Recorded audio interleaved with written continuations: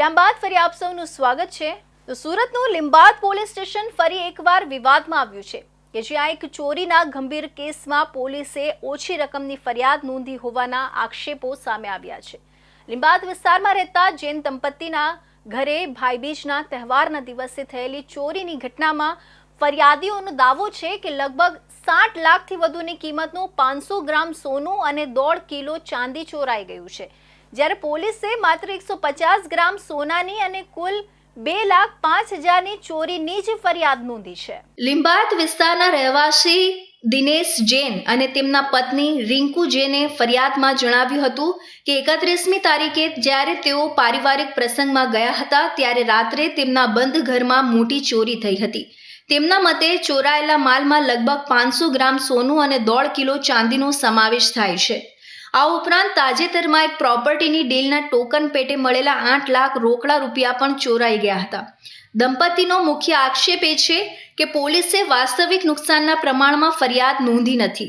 રિંકુ જેને જણાવ્યું કે તેમને તેમના પિયર અને સાસરા પક્ષ તરફથી ઉપહાર સ્વરૂપે દાગીના મળ્યા હતા, જેના મૂળ બિલ તેમની પાસે ન હતા।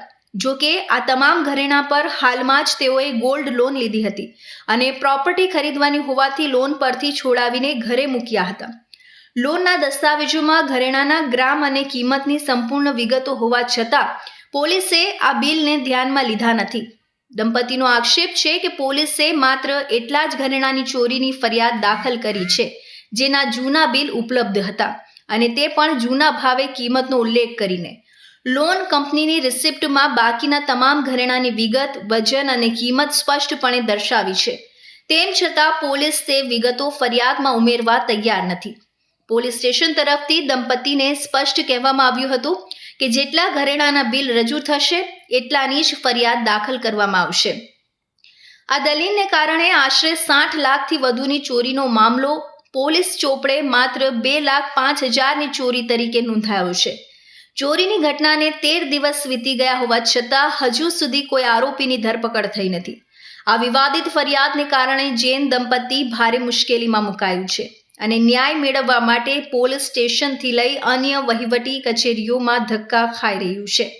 તેઓએ આ મામલે મુખ્યમંત્રી અને ગૃહમંત્રીને પણ રજૂઆત કરી હોવાનું જાણવા મળ્યું છે।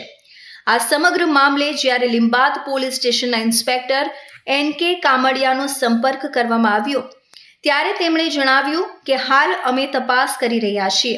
ફરિયાદીનું વધારાનું નિવેદન લેવામાં આવશે અને તેઓ જે પણ નવા બિલ અથવા લોનના દસ્તાવેજો આપી રહ્યા છે તે પણ તપાસ માટે સ્વીકારી લેવામાં આવશે। हम 31 तारीख को नाइट में हमारे पियर गए थे खाना खाने के लिए भाई बीज का।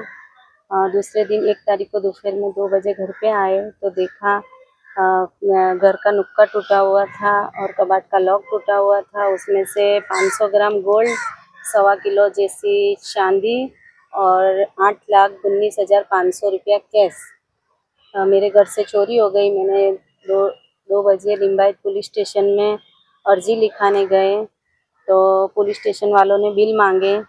अभी बिल मेरे पास इतने थे नहीं, बाकी गोल्ड लोन ली हुई है, बाकी के गोल्ड पर मेरे मम्मी वगैरह कन्यादान में दिए हुए थे तो उसके बिल रहते नहीं है हमारे पास।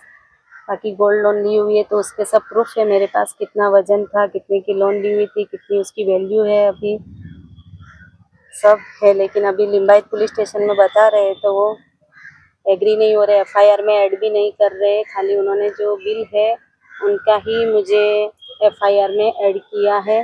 જો કે ફરિયાદી દંપતીનો આક્ષેપ છે કે તેઓએ લોનના તમામ બિલ પોલીસને આપ્યા છે, તેમ છતાં ફરિયાદમાં વિગતો ઉમેરાતી નથી।